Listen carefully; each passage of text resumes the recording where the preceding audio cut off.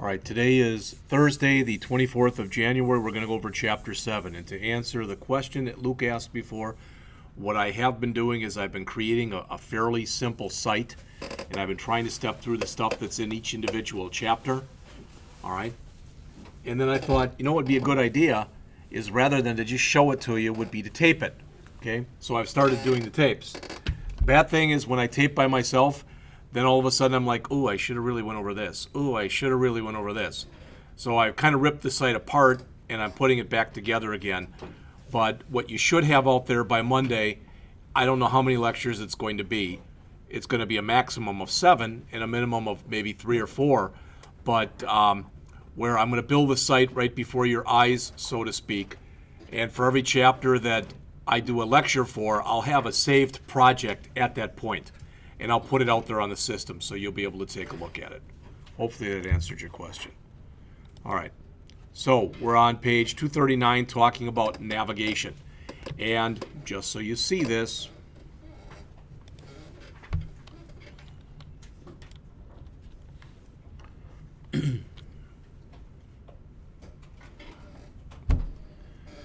we go into Visual Studio, and I'm just going to, as I have been doing, just basically work with a garbage project or a garbage website because I don't care.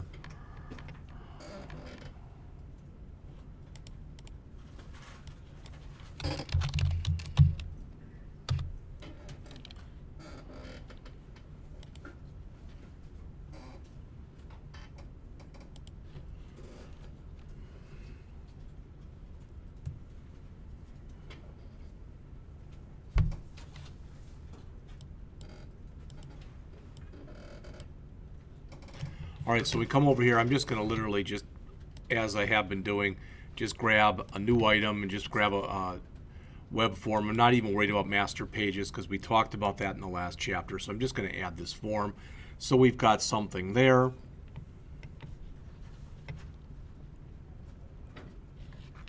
All right, now I can go over to my toolbox over here. And what I just wanted to show you was if you look under navigation, that's where all the magic in this chapter is. All right? Literally, if you want to add a new menu, you just take it and drag it in. That's it. Now you look at that and you go, well, let's take a look and see what it looks like in here. That's it. All right? There's an orientation for it that by default, the orientation is vertical. If you change the orientation to horizontal, it'll go across the top. All right. I mean, hopefully just taking a quick look at that makes sense to you. All right. There is a sitemap path control, which is used in conjunction with a lot of other stuff. We're going to look at that today. All right. Have you ever gone out to a site, this tree view? Typically, when you refer to a tree view, it's like a breadcrumb. Does everybody know what a breadcrumb is? So if you're at a project, and it kind of shows you, so it'll show you the first directory you were at, and then an arrow, then the next one, and an arrow, then the next one, and an arrow, and finally where you are type of thing. That's how you build these. All right. So keep that in mind as we get started. There's other things that are discussed in here because when the chapter ends, they talk about some of the ASP.NET routing capabilities, which are fairly complex. And then they talk about how to send users from one page to another programmatically, because there are different ways that you can do it. Now again, since they said programmatically, they're not talking about you clicking a hyperlink or clicking a button or something else. They're literally talking about the code that sends you from one page to another page. All right. And as they mentioned in here, I don't want to read to you, but the idea is that if you are planning a site from scratch, you should at least have some kind of an elementary idea of how many pages are going to be in it, how you're going to link up the pages, what belongs with what, etc. All right. What was it? Doug Tabbitt used to always say it was the 7 Ps. Proper prior planning prevents piss poor performance. All right. And just the idea that you take a little bit of time ahead of time to think about the way things are going to be. It may not exactly work out like that. All right. I mean, I've done that plenty of times. I'm sure we all have. You're going to create a project or something, and the actual end project looks totally different from what you started out with. That's not a big thing, but at least you got some kind of an idea when you start. All right. So they talk in here, they first get into talking about menus, and then we're going to talk about the tree view and the sitemap path. So we'll talk about all of them. All right. So different ways to move around a site. Again, what we've looked at in here thus far has been either, you've done this in HTML, just putting in an href tag, and we've talked a little bit about the hyperlink tag in here. All right, not that big a thing one way or the other. Now, I realize that the people who are in this class, there are at least a few people in this class who are taking classes, for lack of better words, kind of off kilter or whatever. In other words, you might not be a full-time student or whatever. So the only thing I want to say is if you look here at the bottom of page 240, just a simple, cheap, down and dirty way to look at it is if you've got an absolute URL, basically it starts with HTTP or with www, which has HTTP in front of it. But if you're talking about a relative link, you're talking about relative to where you currently are on the site. One of the things that I talked about last time was that tilde character. And I mentioned how that tilde character basically represents the root node of the site. So in other words, in that example that I just showed you right here, where are we? This one, all right? Now, there's not really much of anything in here, but the idea is if I come in here and I create a bunch of folders, so let's add some ASP.NET folders. Let's add app code.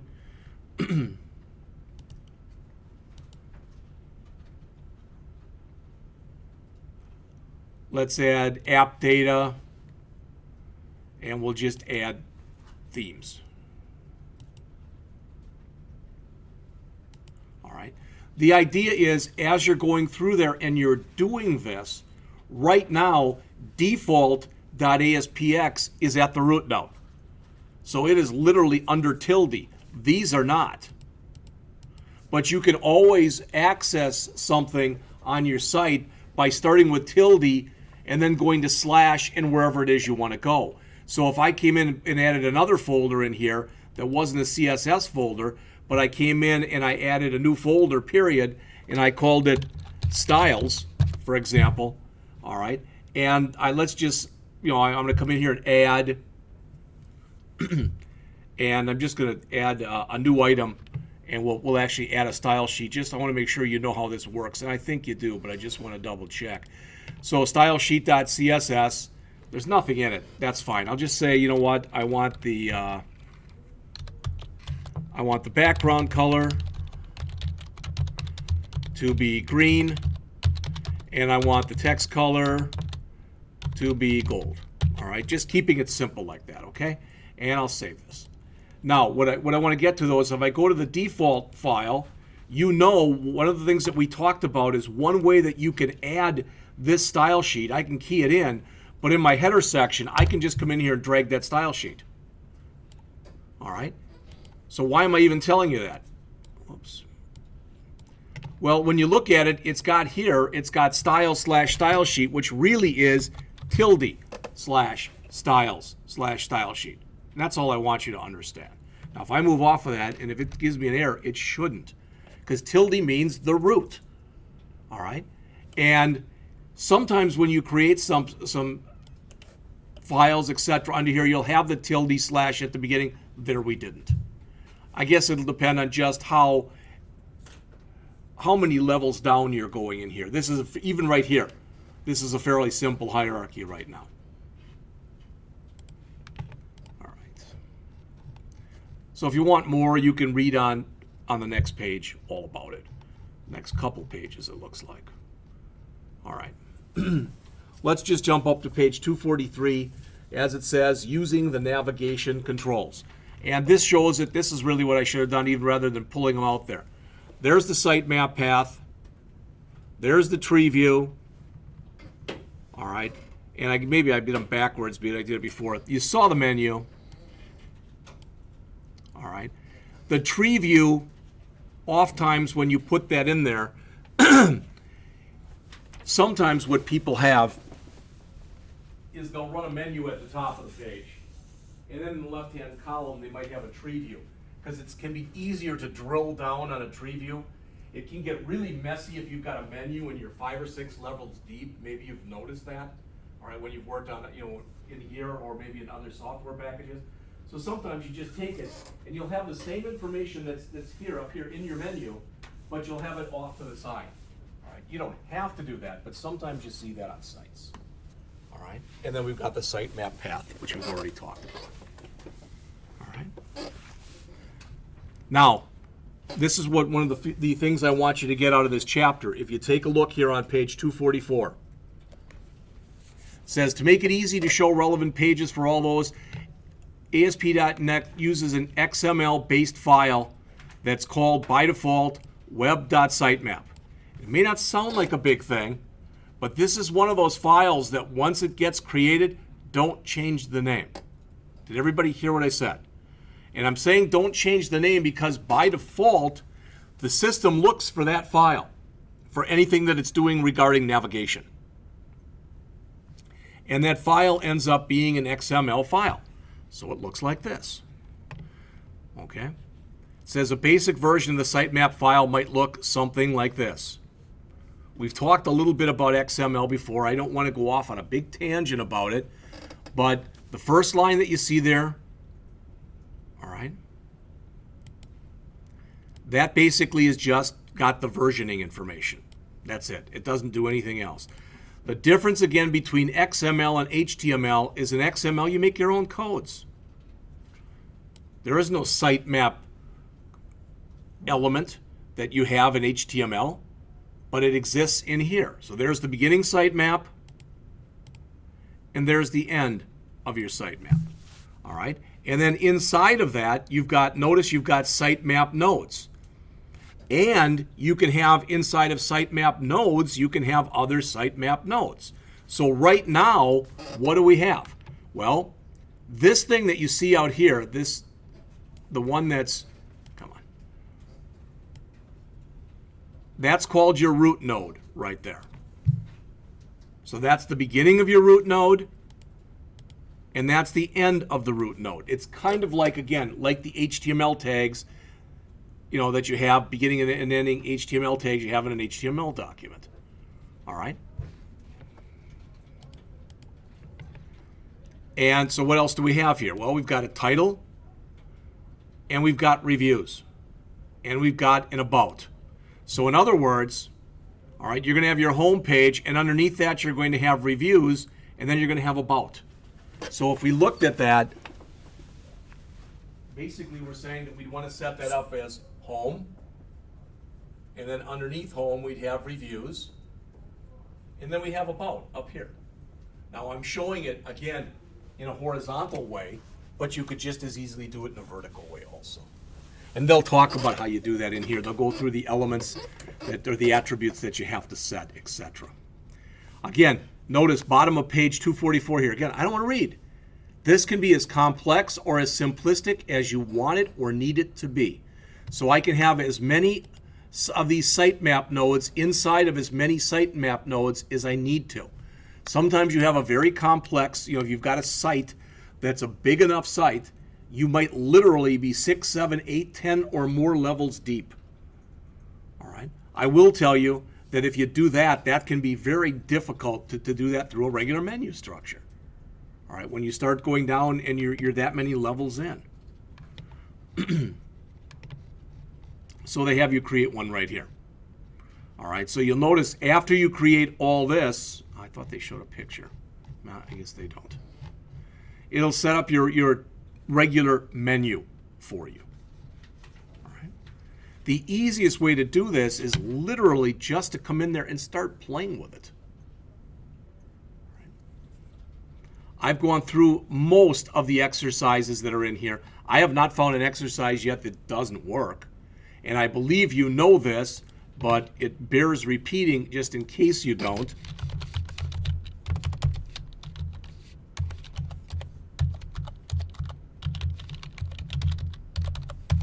That if you go out to the folder for the class, there's the source code.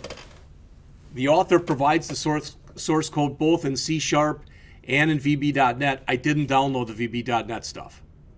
All right, all I put out there was the C#. But it's in there, resources and source. There's every chapter. So we're in Chapter 7. You can go download that if you want to.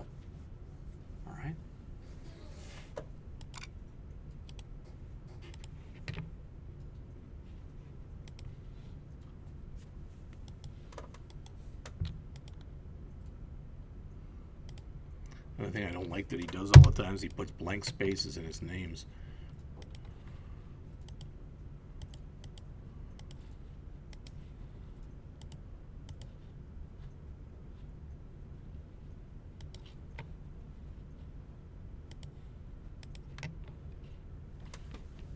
All right, so as we start going through here, here's a bunch of demos. And we can run any of these things that we want to or need to run. All right. I don't know what is all in here. It's been a while since I've looked at this stuff. But let's bring up the default and just take a quick look.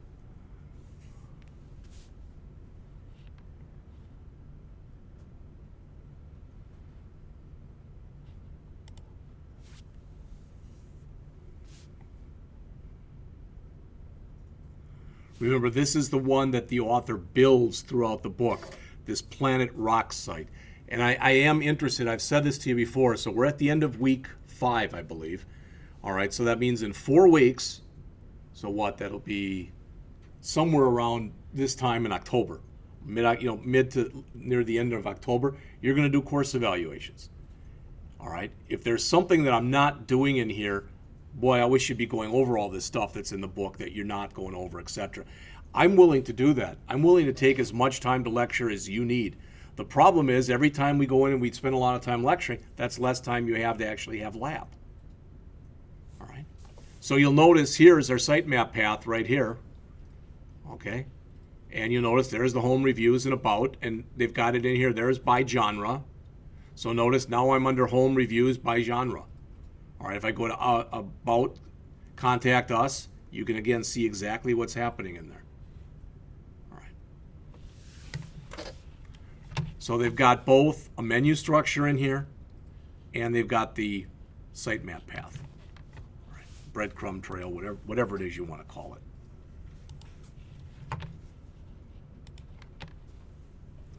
All right, so the author mentions starting on the bottom of page 246, he says here, the menu control is fairly easy to use and it's fairly easy to tweak. In fact, on 247, there's most of the stuff.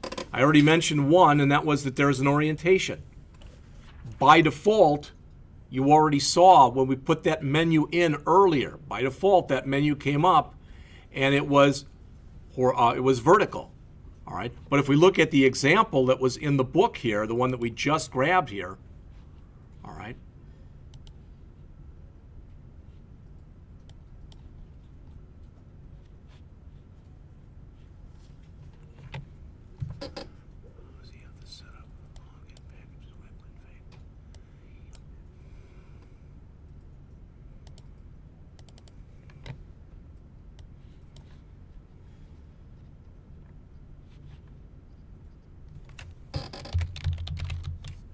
So there's the menu. All right, so you can see the different stuff that he's got set up for it. He's got a CSS class associated with it. He's got a data source associated with it that we're going to get to in just a minute. There's the orientation. You already saw what this looked like right here. Okay, well, that's not the one.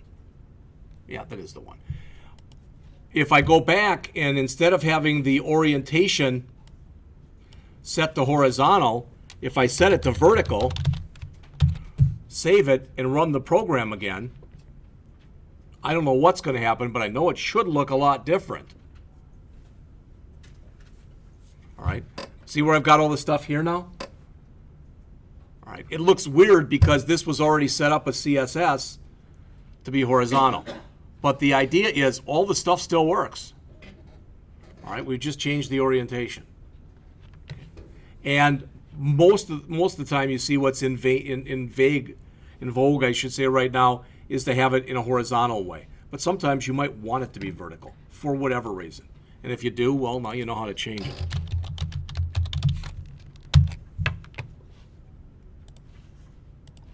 Most of the rest of the stuff that's in here, you're probably not going to jack with it a lot. You know how to set up a CSS class. That's no big thing. Here's some stuff with pop-outs.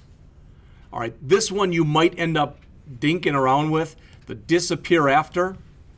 Notice what it says. It determines the time in milliseconds that menu items remain visible after you move your mouse away from them.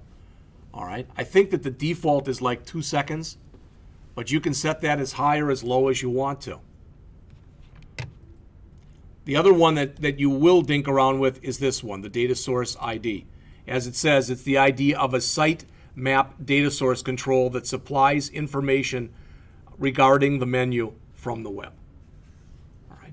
And it's an important file, and it's a file that literally is right up there with your web.config file as far as importance. So if I break this, there's the web.sitemap. So this is what the one here looks like.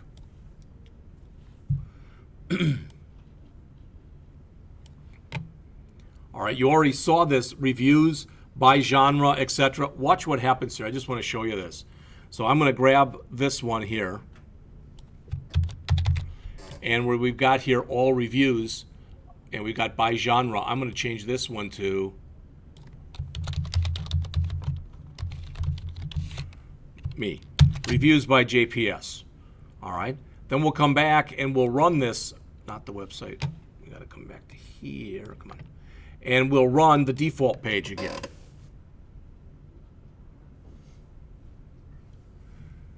Juan, you'd have been proud of me this morning. I caught one of these and didn't get that one though. There's a few flying around here. Yeah, one keeps landing on my laptop monitor. It's like, well, I'm not going to slap that.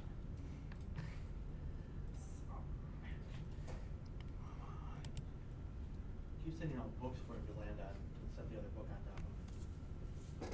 Maybe I should put it on that. Multiple notes, oh crud, with same user reviews all, so I didn't change all of that stuff. All right, that's fine. That means that the line that I added was replicated someplace else, partially replicated someplace else. All right, so let's go to the web.sitemap and let's look at the whole line. All right, so that's this one I did right here. Oh yeah, see where it says all? That should have said by JPS or something like that. It may give me another error now because I don't have a file by that name. So the description would also change to JPS reviews type of thing. All right. Like I said, I might even get another error now. If I do, we'll just stop. All right, so there's reviews and there's mine. That's all it takes. So, I mean, it's very intuitive when you start working with it. Now, I'd have to build a page because if I click here, it's not going anywhere. I get that error, resource not found, because there is no page. Notice it's trying to go to byjps.apx, and there is no page by that name. But literally, that's all it takes. They mention here the menu control has a few properties that start with static or dynamic. Notice the static properties are used to control the main menu items. All right. The other stuff, the submenus, those are dynamic. So you got control over what shows when you mouse over a main menu item. So that's the stuff that's in here. Some of these that are in here are static and dynamic. This is not a complete list of the properties. And you all should know this by now if you look up on the screen here. If I want to know for sure how I can go and find every property that's in there, the easiest way would be just to come over to my page. All right.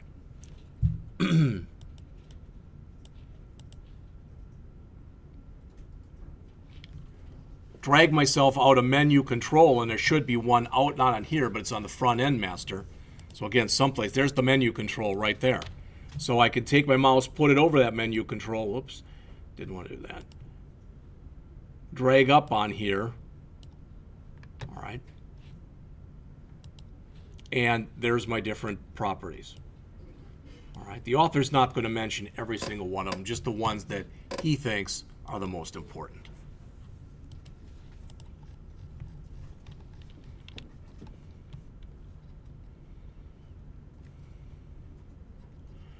All right. So they add that menu that I just showed you to the site. Not only did we show you how to add it, I showed you how to change it from horizontal to vertical, and I showed you how to add another submenu item. Okay? Does it make sense to everyone? Again, if you would all please take a look up here. That if I came down here, very simply, I'm going to just do one thing here. Try to do one thing here. The thing that we just put in here under the default or under the sitemap page. All right. So I'm going to come in here and where I had that reviews by JPS right there, right there. All right, I'm going to grab that particular one that's in there. I'm going to cut it. I'm going to go underneath where I am. All right, I've got reviews all, and I'm going to put another sitemap node URL equals, all right, and I could keep putting stuff in there, and then underneath that I could paste this back in. Then what I'd be doing is I'd be saying, once you come back here, and of course I don't have it up here anymore, but once you come back here, let's see if it's still, yeah. What's going to happen is underneath here, now under the all reviews, we're going to have another submenu that's going to say reviews by JPS. So that's all it takes to start tweaking a menu around. It's very simple. You know, and again, the way you learn is you just bring one up and start making changes to it. All right. Now, when you go through this, I didn't show you these steps because they were already done. Okay? So notice what the author says. Open up the master page, which you by now really should have. Find the nav element. It says remove the placeholder, text menu goes here. All right. Then it says drag in a menu control. I showed you that before. Put that within the nav element. Nothing new there. All right. But then it says switch to design view. It says you may notice that it doesn't look a lot like the main page anymore. All right. Then it says go to the Smart Task panel. Do we all now know where the Smart Task panel is? All right. Just in case you don't. All right. In fact, let me remove this stuff because I'm going to get error messages if I don't.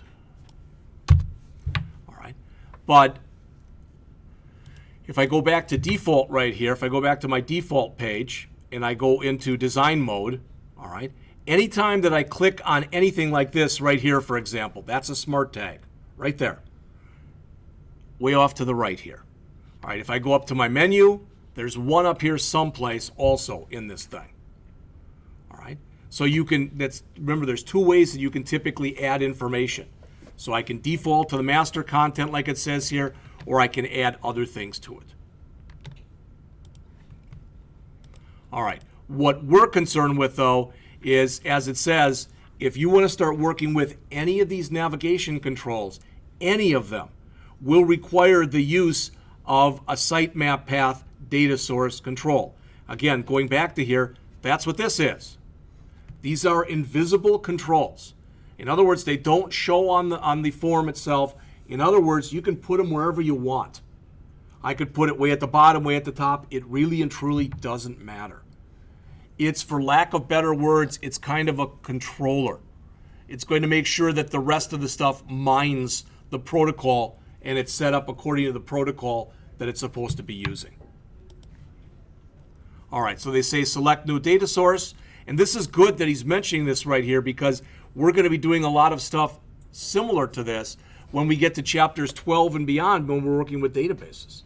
Because you do something very similar with databases. All right. Notice it says there, click the control once and press F4 to open up the properties grid. Change the starting node property from true to false.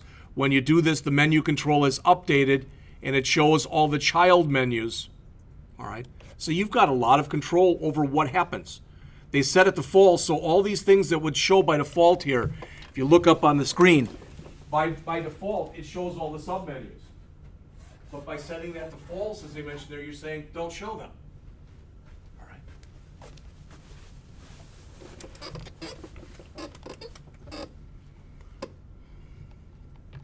So when you get done, you already saw the finished product right here. All right.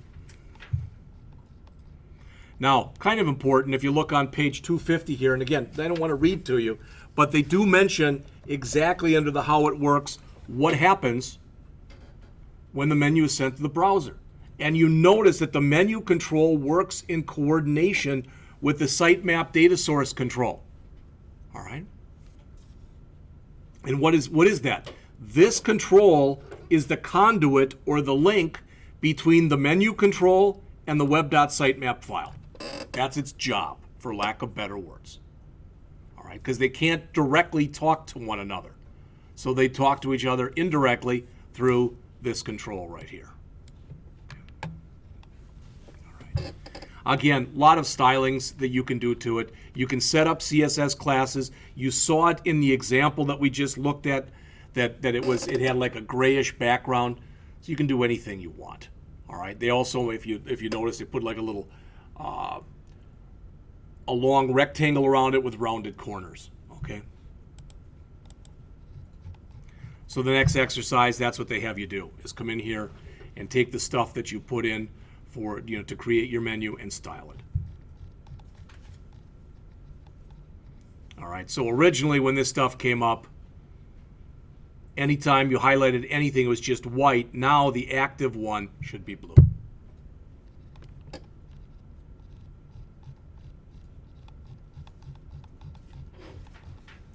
All right, next is the tree view control, which starts on the bottom of page 254 in the book.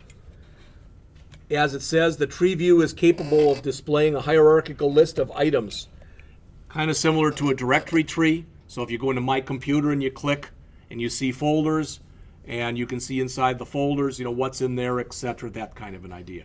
You can expand and collapse items, and they'll have the little plus and minus sign off to the sides of them. All right. The major properties are shown here on page 255. Again, I don't want to read these. All right. These two are the ones you're probably the most comfortable with, because everybody's used to using that plus sign and the minus sign to expand and collapse directories. You can change it. Those are the default images. You can change the image if you want to. I couldn't, for the life of me, think of a good reason to do that, because people are just used to a plus and a minus, but there's other stuff that you can do too. All right. Notice that you can play with tooltips. You should have one that gets created by default, and you've got your choice whether or not you want those tooltips to be shown or not shown. Okay. Expand depth, which is the last one that's shown here, as it says. It determines the level at which the trees are expanded when the page first loads. By default, I believe you had set to fully expand, which means show me everything. You may not want that if you've got a hierarchy that is just so complex, where you've got folders and folders and folders and folders, etc. You may only want to go a couple levels deep. So they have you build a nav system in here. And again, it's just dragging and dropping. And once you get done dragging and dropping, you have to make sure that it's hooked up, and you want to hook it up to the, again, to the sitemap control. All right. But notice this is all the code that they put in here. They show the VB.NET, but the C# is basically the same. There's a drop down that shows at the top of the screen, and it asks you over there, which theme do you want? It's right here. All right, and basically they're saying, all right, if you choose dark gray, then make monochrome false, and make its tree view false. All right, otherwise, make it true. It goes for either false true or true false. We should see that again if we go back here and take a look at the example that we've been just jacking with a little bit here.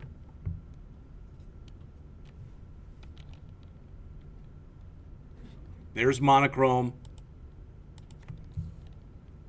There's dark gray. All right. Anybody remember from the last chapter? What did I just change? Close. The theme. We just changed the theme. So that's one theme. That's another theme. And you'll notice in here, when you've got the dark gray theme, now they've put in here this tree view. Okay. And again, like I said, it's always up to you how you want to set things up. Okay. Quite often what you'll see in a theme is, other than the image and the colors, they'll look exactly identical. You might have 3 or 4 or 5 themes, but the biggest difference is just the coloring of the background, the coloring of the fonts, the background and foreground colors, and then an associated image.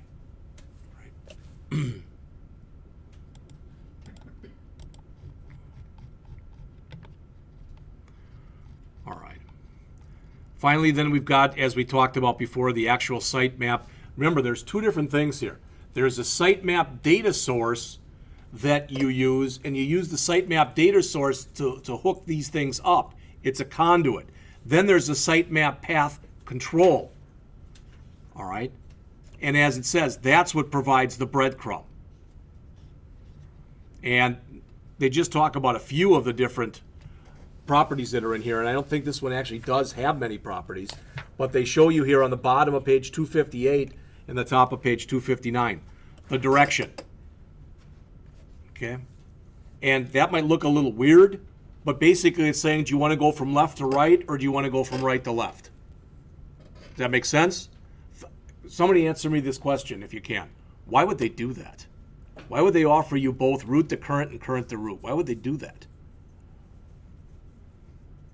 How about because some languages in the world, instead of reading from left to right like we do, they read from right to left. Israeli, Hebrew is basically a language like that. Chinese, Okay. Japanese. Well, and I say Hebrew because, again, my niece, my sister converted to Judaism, and I went to her daughter's bat mitzvah, and I kept forgetting. I was trying to follow along when we were seeing the Hebrew, and I kept going from left to right because I'm just naturally used to doing that.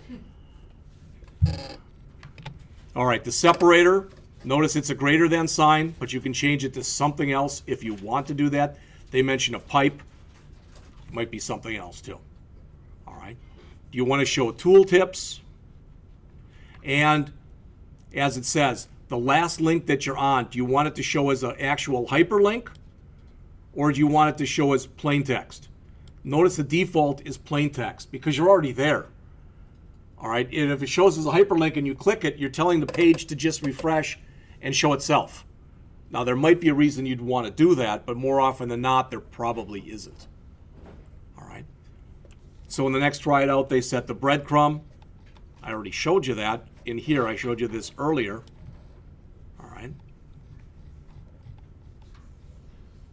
Now, you may or may not agree with this, but as we finish this part of the chapter up, on page 260 here, again, as I'm saying, you may or may not agree with what the author says.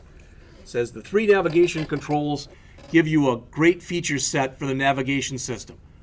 I don't know if they're great or not, but I will say that once you've used them once or twice, they're not very difficult to use. They're fairly intuitive in nature. Okay. All right. Next, starting on the bottom of page 260 and going on for the next 2 or 3 pages, they're going to talk about routing. And I mentioned at the beginning of the chapter, and I'm saying it again, this is probably one of the more complex subjects there is in this book. And as it says, by default, traditionally, when you see something, the name of a file, for example, it'll look like this, contact.aspx. All right? But that can be a little bit difficult for users to see all these extensions because most users don't have the degree of sophistication and understanding of this stuff that you all have. All right? So as it says, search engines also tend to prefer extensionless URLs. So it's the idea of setting up an extensionless URL. So what you're saying is rather than coming in and wanting to have contact.aspx, you would just have contact. All right? And there can be other ramifications. There can be other times that this is used also, but this is one of the main ones. All right, so again, you do this typically for search engine optimization and for clarity for your end user. Okay.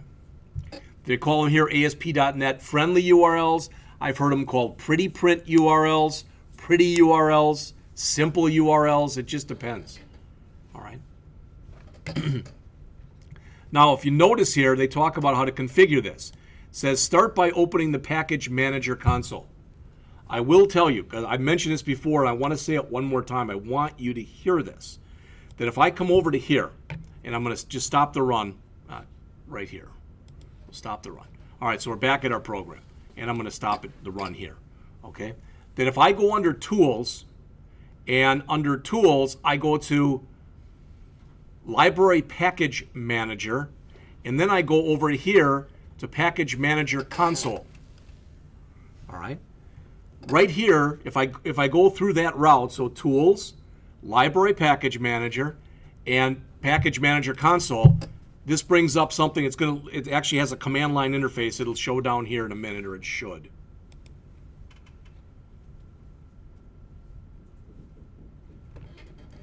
Move that up. I don't want this to show. Come on, where are you? Tools, Library Package Manager, Show Manager Console. There it is. See where it says PM right here? That stands for Package Manager. There are literally probably somewhere in the vicinity of, there's scores. There might even be up to close to 100 different add-ons that you can add to your project. And one way you can do it is from here. All right. You have to know the name of the package you want to add.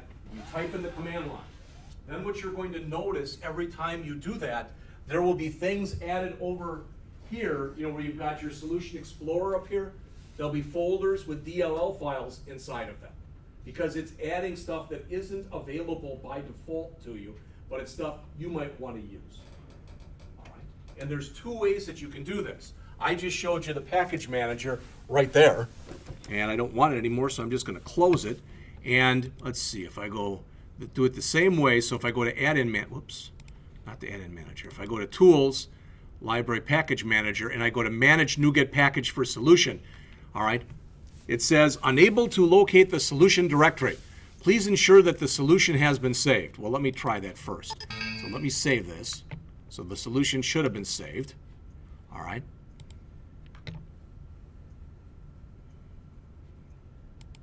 No, it's still doing it. Laura, remember when you asked about that solution file? That's what it's looking for on here. The difference between, this is what I want to mention to you, that it's giving me an error, but if it didn't give me the error, then what it does is, rather than showing that Package Manager where from a console like that, it shows it to you visually. So you've got different package names, you can click on them to add them. All right.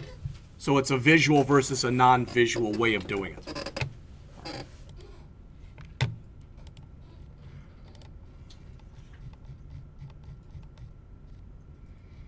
All right. Now, again, turning up here to page 263, the author says, considerations for extensionless URLs. Okay? The key sentence is right here. If you do all this stuff, in your hyperlinks, you should remove those extensions. Remember, by default, they're going to go to that name of that file, .aspx. That's not going to be its name anymore. All right?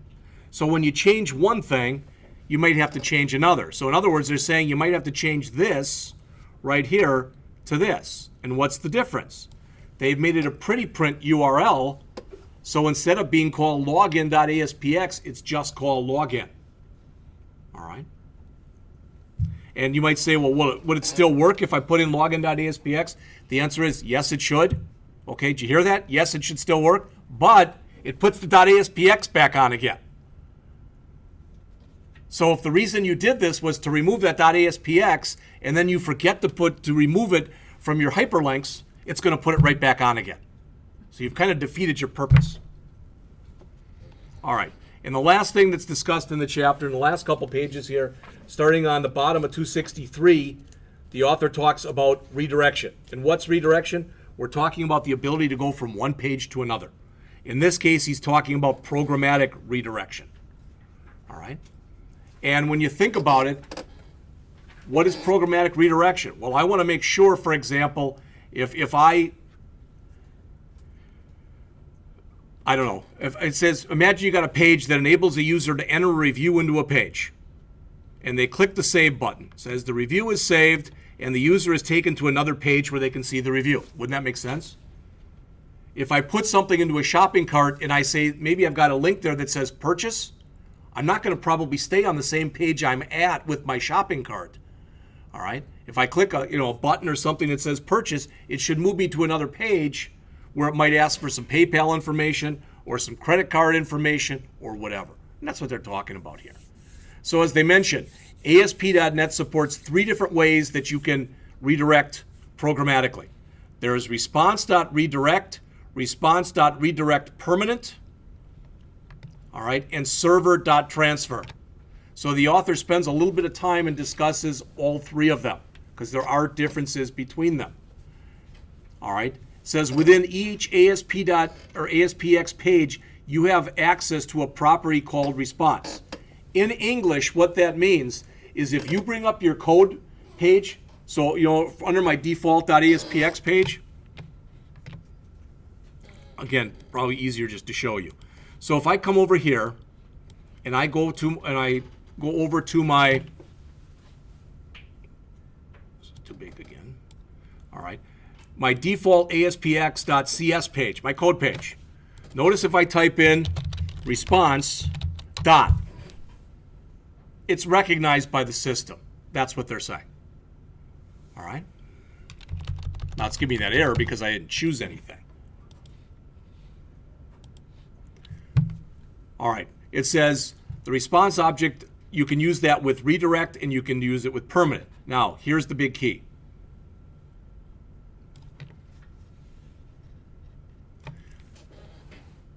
It says mainly has to do with search engine optimization. If you use response.redirect, you tell the client that the page has moved temporarily. All right. It says, for example, after filling out a contact form, you may want to send the user to a page that's, thank you page. That's probably the way you do it. Now notice this one.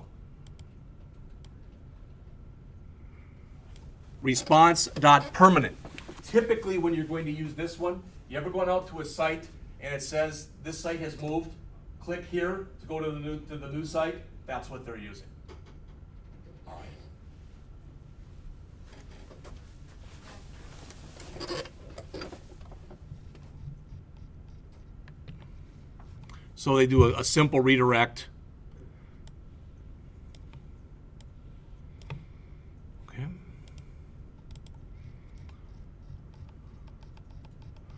And then they explain pretty much what's going on here.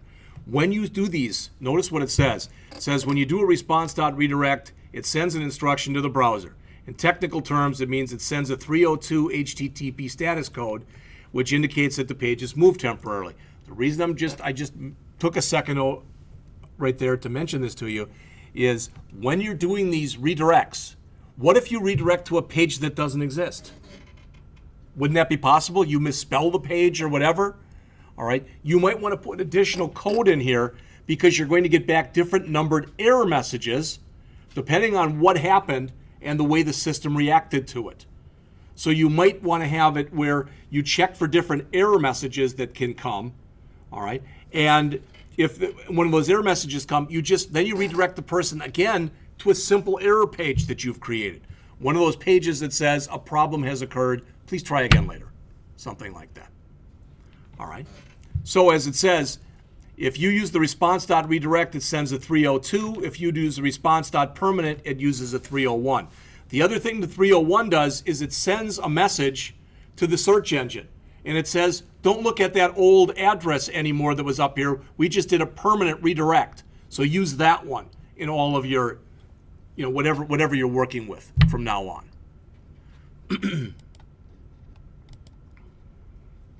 There's also server-side redirects, which is pretty much the last thing that's discussed in the chapter here. This is on the bottom of page 266. As the author says, they're great if you want to send out the user to a different page without modifying the address bar. Did everybody hear that? So you've literally moved them to a different page, but if you look up on the address bar on the top, they still show the page that you were at. All right. Says this enables you to hide the details of page names and query strings. So in other words, if you're going to send somebody out and you're going to use a get, rather than showing all that information in the query string, you can keep them right on the page they're on and not show that information. The page will change, but the address bar contents will not change. All right, which is most often how that's used. So they give an example of that also. And then the chapter ends here, some practical tips on navigation, starting on the bottom of page 268 and going on to 269. If you haven't already noticed, most of these things that the author puts in the book, they're common sense. When you start building a website that you think will grow in the future, create a logical structure right away. again, be cognizant of the fact that over time it might change, but you should at least have a baseline of the way you think it's going to be set up. All right? And if anything, in all seriousness, dream big. All right? When you're planning a site and say, okay, I'm gonna set it up for all this stuff. All right? And I might have 7 or 8 different menu options, on my main menu up on top, but right now only 2 of them are operational. Okay, that's still okay. You can either comment that stuff out and put it back in later, or you probably have seen that before when you click on a link and it comes back and it says page under construction or available soon or whatever. All right. Next, try to limit the number of main and sub items. All right. I've heard that you shouldn't really go down much more than 3 or 4 levels deep. It just gets too hard for the user to understand. Okay. When creating folders with pages in them, choose short logical names. All right. Notice they call that reviews, but if I were to say, that one page I showed you before, I had reviews by JPS. All right, but what if I used my whole name? What if I said reviews by Jeffrey Paul Scott? Then that goes under another page, or under another menu option, then under another one. Pretty soon you're typing in 100 characters to get from here to there, and it's just too big of a pain in the butt. All right, so that's all I was going to cover today. What we'll do next time is we will talk about Chapter 8, which is a fairly short chapter, and we'll build a simple control, our own simple user control, and then we'll also go over Chapter 9, which is on validation. All right, so that's the plan, to go over 8 and 9 on Tuesday of next week, and then on Thursday, go over 10 and 11. All right, both those, I'll try to keep the lectures down to hopefully to a minimum. And if it turns out, if it's like next Thursday and you're all saying, hey, that homework's due on Sunday, can we have lab ball period? Let me know if that's the way it is. All right, it's not going to work if you keep doing that week after week after week after week. That won't work. All right. Questions? That's all I had.